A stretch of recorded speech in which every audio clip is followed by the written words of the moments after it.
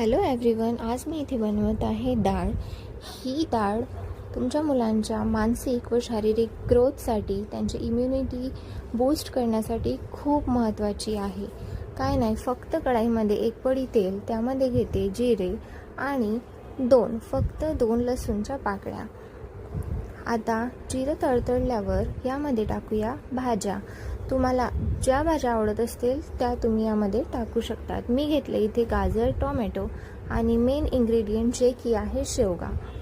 शेवगाचे भरपूरसे महत्त्व आहे आणि बाळासाठी खूप महत्त्वाची आहे. त्यात मी हळद टाकली आणि भाज्या थोडंसं वाफेत शिजू दिल्या. भाज्या शिजल्यानंतर ह्यामध्ये घालूया पाणी. आता इथे पाणी उकळल्यावर मी थोडं मीठ टाकलं आणि पाणी उकळल्यावर मी इथे अर्धी वाटी डाळ टाकली. तुम्ही तूर डाळ घेऊ शकता किंवा मूग डाळ पण घेऊ शकता.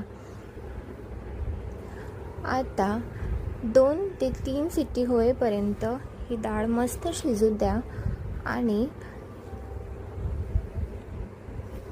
मॅशरच्या मदतीने किंवा माझ्याकडे असं ग्राइंडर होतं, मी ही डाळ ग्राइंड करून घेतली आणि गाळून घेतली. आता ही डाळ तुम्ही मुलांना चपातीसोबत किंवा राईससोबत पण देऊ शकता.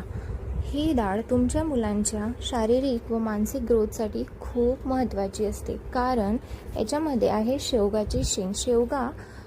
शेवगा यामध्ये अंडीपेक्षा पण जास्त कॅल्शियम, दुधामध्ये जेवढं कॅल्शियम असते त्याच्या 3 पटीने कॅल्शियम शेवगामध्ये असते. आणि शेवगाची शेंग मुलांच्या फिजिकल ग्रोथसाठी आणि इम्युनिटी बूस्ट करण्यासाठी खूप महत्त्वाची आहे. तुम्ही बघू शकाल किती छान इथे असा सूप बनवून तयार झालेला आहे. तुम्ही सूप म्हणून पण छोट्या मुलांना देऊ शकता किंवा भातासोबत पण देऊ शकता. आता ही डाळ अजून टेस्टी बनवण्यासाठी मी यात देते तडका.